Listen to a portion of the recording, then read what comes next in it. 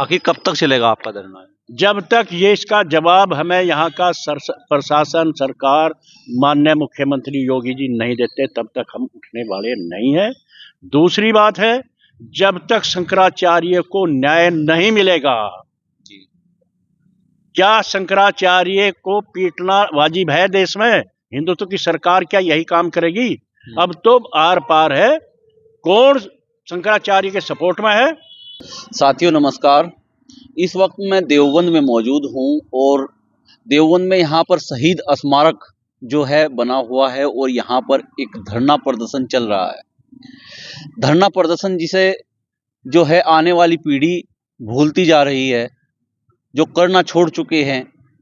जो धरना प्रदर्शन पहले होते थे, आज जो नई पीढ़ी है, कोई भी हम धरना प्रदर्शन जो है हमें देखने को नहीं मिलता। इस वक्त पथिक जनशक्ति पार्टी के राष्ट्रीय अध्यक्ष चौधरी वीरेंद्र सिंह मौजूद है और धरने पर बैठ चुके हैं। और धरने पर क्यों बैठे हैं, बातचीत करेंगे। चौधरी साहब जी, जो आप बैठे हुए हैं, क्या धरना प्रदर्शन पर बैठे हुए हैं? जी। आखिर क्यों बैठे हुए, क्या मांग है आपकी? सबसे पहले तो मैं सभी आपके चैनल के माध्यम से जी सभी देशवासियों को पथिक जनशक्ति पार्टी की तरफ से 77वें गण दिवस की बहुत बहुत हार्दिक शुभकामनाएं, बहुत बहुत बधाई। जी। दूसरी बात है, हमारी पथिक जनशक्ति पार्टी ने 15 अगस्त को तय किया था कि 15 अगस्त हो, 26 जनवरी हो, गणतंत्र दिवस हो, हमें सिर्फ भाषण देना, झंडा फहराने तक सीमित ना रहे। जी। 80 साल की आज़ादी के बाद हमें चिंतन और मंथन भी करना चाहिए कि हमारा देश कहाँ खड़ा है। जी। आज हमारा देश डर और भय के माहौल में पैदा घूम रहा है, और चाहे शिक्षा का मामला हो, स्वास्थ्य का मामला हो, रोजगार का मामला हो, किसान का मामला हो, व्यापारियों का मामला हो, जी, सब परेशान है। और इस तानाशाही सरकार के द्वारा जी, जो हिंदुत्व को लेकर आई थी, सरकार बनाई है, हमारे संत योगी जी महाराज मुख्यमंत्री हैं जी, सभी को विश्वास था कि वो देश को आगे बढ़ाने का काम करेंगे, मजबूत करेंगे और सभी को साथ लेकर चलेंगे। लेकिन जिस तरह से शंकराचार्य महाराज जी स्नान करने के प्रयागराज में जा रहे थे और उनको अपमानित किया गया, अभद्रता की गई और घसीट कर उनके शिष्यों को पीट कर अपमानित किया। क्यों? इसका जवाब लेने के लिए। और कमाल की इस बात है, माननीय मुख्यमंत्री योगी जी काल नेमी राक्षस उस शंकराचार्य को कह रहे हैं। एक सवाल तो हम ये लेकर आए हैं कि काल नेमी राक्षस हमारे शंकराचार्य हैं या मुख्यमंत्री योगी आदित्यनाथ जी जो संत हैं, योगी जी हैं, कि वो है? ये हम जवाब जनता से भी लेना चाह रहे हैं और अपने मुख्यमंत्री से भी लेना चाह रहे हैं। कौन है? नंबर एक तो मांग ये लेकर हम यहाँ आए जी।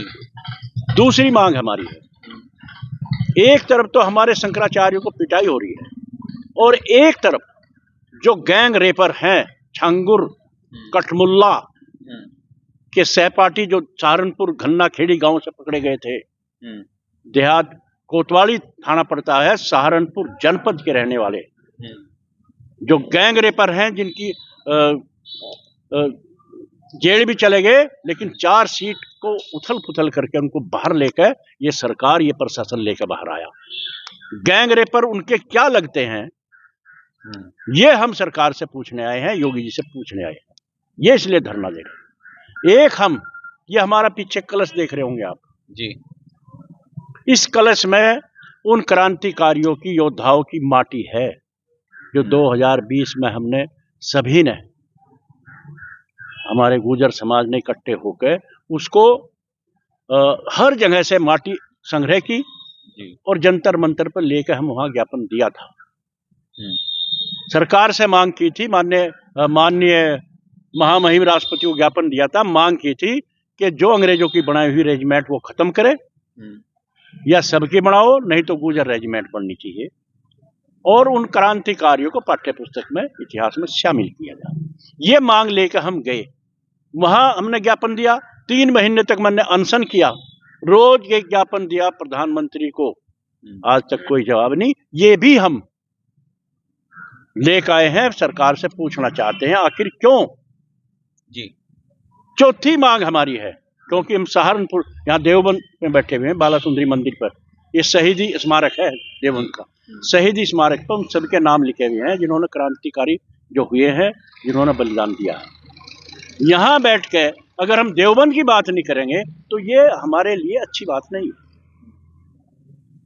एक देवबंद फ्लाई ओवर बना कई साल पहले, और जब से ही वहां लिंक रोड आज तक नहीं बनी, सांप की तरह मोड़ ले रही, रोज एक्सीडेंट हो, रोज तबाही हो।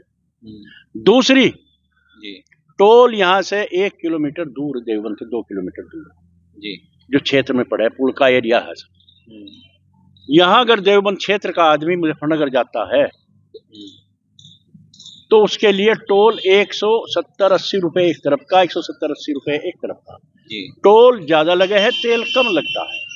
आखिर क्यों उन्हें इंसाफ नहीं मिल रहा, उनकी क्या गलती है, ये जवाब भी लेने के लिए हम यहाँ बैठ के धरने पर बैठ गए, आर पार का। यही आखिर कब तक चलेगा आपका धरना? जब तक ये इसका जवाब हमें यहाँ का प्रशासन, सरकार, माननीय मुख्यमंत्री योगी जी नहीं देते, तब तक हम उठने वाले नहीं हैं। दूसरी बात है, जब तक शंकराचार्य को न्याय नहीं मिलेगा, क्या शंकराचार्य को पीटना वाजिब है देश में? हिंदुत्व की सरकार क्या यही काम करेगी?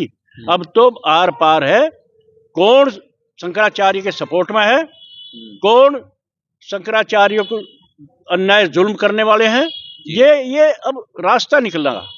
पथिक जनशक्ति पार्टी ने अपना लाइन खींच दी जी। हम तो अन्याय और जुल्म के खिलाफ हैं जी। जो सरकार अन्याय जुल्म कर रही उसके खिलाफ हैं। 4 मांगों को लेकर हम यहाँ धरने पर बैठ चुके हैं। जब तक शंकराचार्य को इंसाफ नहीं मिलेगा, जब तक गैंग रेपों का जेल जाना उचित है या नहीं, इसका जवाब नहीं मिलेगा। ये सोनू रानी शर्मा लड़ रही है अपनी बहन बेटियों के लिए, अपनी माताओं के लिए, जिनको यार जुल्म हो रहा, और हम सब इसकी साथ खड़े हैं।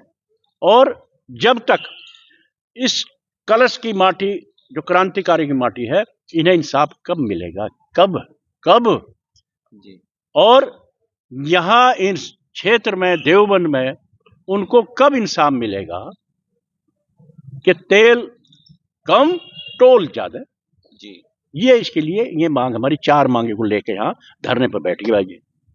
तो साथियों, आज 26 जनवरी है और 26 जनवरी के दिन देवबंद में, जनपद सहारनपुर में पड़ता है, और शहीद स्मारक पर धरना प्रदर्शन 26 जनवरी से चालू हो चुका है पथिक जनशक्ति पार्टी का। और आपने देखा कि जब तक 4 मांगे नहीं होगी, पूरी नहीं होगी, तब तक धरना प्रदर्शन जारी रहेगा।